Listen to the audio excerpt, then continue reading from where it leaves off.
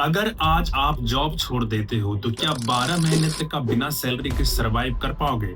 मैं आज आपको एग्जैक्ट फॉर्मूला बताऊंगा कि जॉब छोड़ने के लिए कितना पैसा चाहिए। तो इस वीडियो को पूरा देखिए।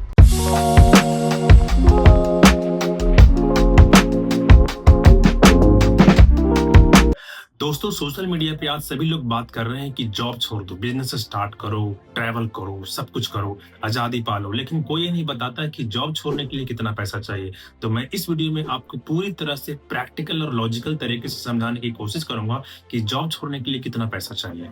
तो जॉब छोड़ने का जो सबसे पहला कदम है वो है आपको अपना मंथली एक्सपेंसेस को कैलकुलेट करना है। मंथली एक्सपेंसेस को कैलकुलेट करने का जो तरीका है, लेट्स से कि आपका अगर मंथली एक्सपेंसेस है 30,000 पर मंथ, तो आपको इसको 12 से मल्टीप्लाई करना है और आपका एक्सपेंसेस हो जाता है लगभग 3,60,000।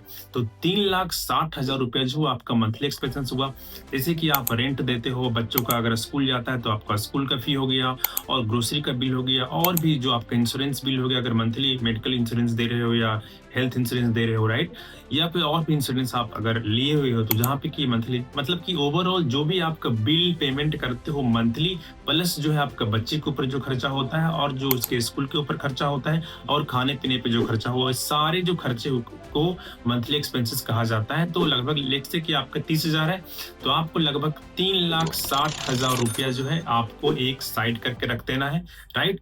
तो ये आपका सबसे पहला काम है। जॉब छोड़ने के बाद अगर आप चाहते हो कि आप बिजनेस स्टार्ट करना है या कोई सोशल मीडिया में करियर बनाना है, राइट, यूट्यूब चैनल खोलना या इस तरह का कोई काम करना है, तो आपको एक्स्ट्रा जो बफर है 6 मंथ का और लेकर के चलना, यानी कि आपके पास जो है 12 महीने का जो आपका टोटल एक्सपेंसेस जो कैलकुलेट किया था अभी 3,60,000 रुपया, प्लस 6 महीने के और एक्सपेंसेस लेना है, यानी कि 18 महीने का टोटल आपको मंथली खर्चा जो कैलकुलेट करके, लेट्स से कि आपका मंथली खर्चा 30,000 रुपया था, तो 18 को से मल्टीप्लाई करोगे तो लगभग वो 5,40,000 रुपये हो जाता है। तो 5,40,000 रुपया जो है आपको एक लिक्विड फंड में या एफडी में फिक्स डिपॉजिट कर देने के लॉक कर देना है, राइट। तो इस सबसे आप मतलब कि दूसरा काम आपको करना है। तीसरी बात पे आपको ध्यान देना है कि कुछ लोग ये सोचते हैं कि उनके पास पर्याप्त सेविंग, लेट्स से कि वो 5 लाख, 10 लाख या कुछ पैसे अगर जमा कर लेते हैं तो सोचते हैं कि वो जॉब छोड़ने के लायक हो गए हैं। ऐसी गलती कभी मत कीजिएगा। क्या होता है कि जब कुछ पैसे जमा होने के बाद आप जब जॉब छोड़ने का डिसीजन लेते हो, तो जब आपको किसी महीने जब आपकी सैलरी नहीं आती, किसी महीने जब आपकी इनकम जीरो हो जाती है, तो वो बहुत ज्यादा स्ट्रेस देता है। इसलिए कुछ पैसे जमा हो जाने के बाद, कुछ पैसे आपको अगर सेविंग अकाउंट में दिख रहा है, तो उसके भरोसे आप कभी मत जॉब छोड़ना, क्योंकि वो बहुत ज्यादा स्ट्रेसफुल हो सकता है। तो ये तीसरा पॉइंट को आपको याद रखना है कि कुछ सेविंग के बाद जॉब नहीं छोड़ना है। तब आप कहोगे कि कुछ सेविंग के बाद जॉब नहीं छोड़ना है, पर्याप्त सेविंग के बाद ही जॉब नहीं छोड़ना है, तो जॉब कब छोड़ना है? जॉब तब छोड़ना है, जॉब किसी भी एक पॉइंट में नहीं छोड़ना। आपको जॉब कब छोड़ना, आपको पूरा वीडियो पहले देखना है। जॉब छोड़ने के लिए जो अगला जो पॉइंट है, जो चौथा पॉइंट है, उसमें आपको देखना है कि जॉब तब छोड़ो जब आपके पास पर्याप्त साइड इनकम हो जाता है। पर्याप्त साइड इनकम का मतलब है कि आपकी अभी जो सैलरी से कि आपकी सैलरी अभी 1 लाख पर मंथ है, तो आपके पास जो है कम से कम 50,000 या 70,000, 50 to 70% का जो साइड इनकम से अगर आप कमा पा रहे हो हर महीने, और एक कंसिस्टेंटली 6 महीने से लेकर के लेट्स से कि साल भर, या लेट्स से कि अगर आप कम कम करके आंकते हो तो 3 महीना से 6 महीना तक से अगर आप साइड इनकम कमा रहे हो कंसिस्टेंटली, तब आप जॉब छोड़ने का डिसीजन ले सकते हो।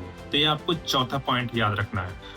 जितना भी मैंने अभी पॉइंट बताए हैं, सारे पॉइंट एक तरफ, लेकिन फैमिली का प्रेशर एक तरफ। तो आप जब भी जॉब छोड़ने का डिसीजन लेते हो तो बिना फैमिली में डिस्कस किए मत लो, वरना ये बहुत ज्यादा स्ट्रेसफुल हो सकता है। आप अपने पूरे फैमिली को बैठाओ, अगर रात में खाना खाते हो आप सब लोग साथ में मिलकर, तो डिनर टेबल पर बैठो और आप डिसीजन लो कि आप बताओ, सबको कन्विंस करो कि आपके पास पर्याप्त साइड इनकम है, और आप एक प्लान बताओ, क्योंकि पर्याप्त देखिए, क्योंकि कोई भी इनकम कितना भी हो, अगर सैलरी से कम है तो पर्याप्त नहीं होता, राइट। तो अपने फैमिली को बताओ कि अभी हम इतना इतना में जॉब छोड़ेंगे, और जॉब छोड़ने के बाद हम बहुत सारा और काम करेंगे, क्योंकि जो कि हम जॉब के साथ नहीं कर पा रहे हैं। 8 घंटा 12 घंटा हमको जॉब में बंद करके काम करना पड़ता है, लेकिन अगर अभी हम जॉब छोड़ेंगे तो हम और ज्यादा कमाएंगे जितना कि अभी हम साइड इनकम से कमा पा रहे हैं।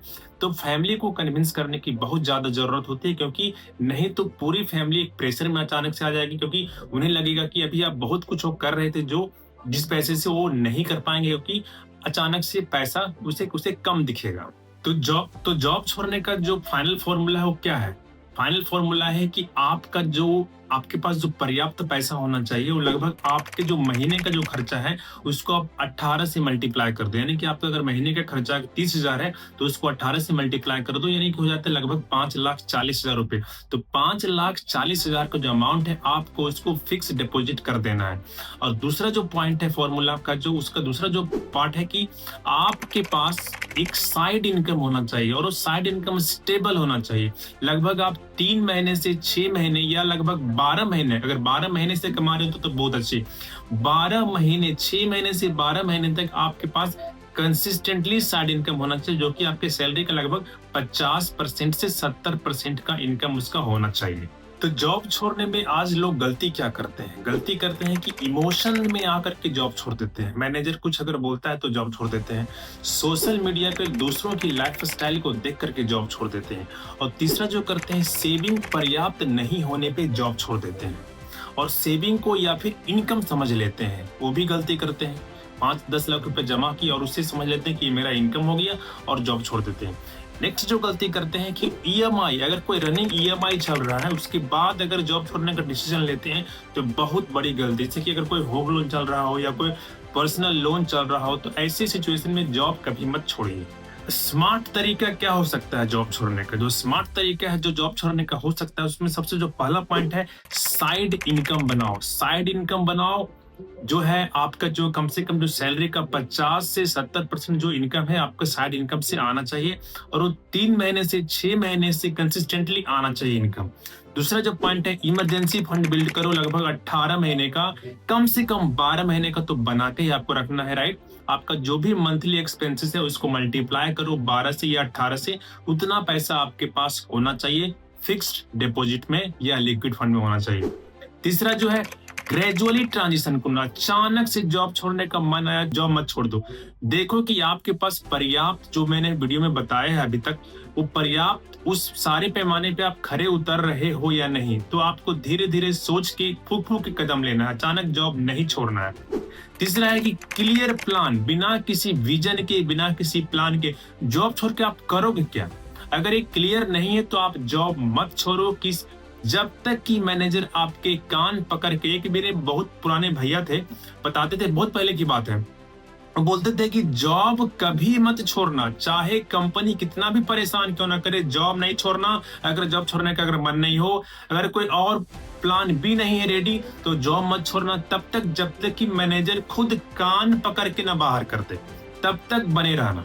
तो अभी के लिए बस इतना ही। अगर आपको मेरा वीडियो अच्छा लगा है तो प्लीज लाइक द वीडियो, और चैनल पे अगर आप नए हैं तो please subscribe the channel and click the bell icon. और अगर आप भी जॉब छोड़ने के बारे में सोच रहे हैं तो नीचे कमेंट में हमें बताइए।